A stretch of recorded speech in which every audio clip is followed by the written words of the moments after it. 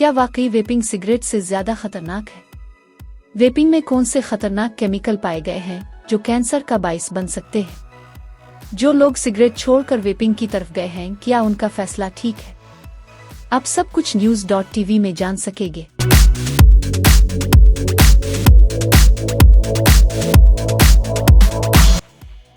Vaping e cigarette ज्यादा खतरनाक हो सकता है।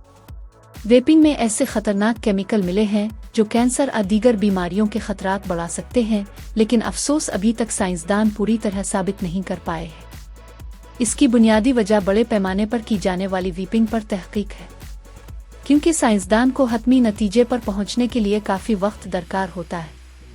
लेकिन याद रहे, वेपिंग में शामिल नुकसानदेह मवाद की तादाद और मिकदार आम सिगरेट के मुकाबले में कम है। इसलिए बहुत से माहिरीन का ख्याल है कि वेपिंग आम सिगरेट नोशी की तरह खतरनाक नहीं, लेकिन हकीकत में वेपिंग सिगरेट से ज्यादा खतरनाक हो सकता है, खास तौर पर अगर गैर मियारी वेपिंग का इस्तेमाल किया जाए, क्योंकि तहकीक से साबित हो चुका है वेपिंग में सिगरेट से ज्यादा खतरनाक मादे भी पाए गए हैं। यानी अगर तुम पहले सिगरेट नोशी करते हो और पूरी तरह से वेपिंग पर मुंतकिल हो गए हो तो खतरा कुछ कम हो सकता है, मगर ये बिल्कुल महफूज नहीं।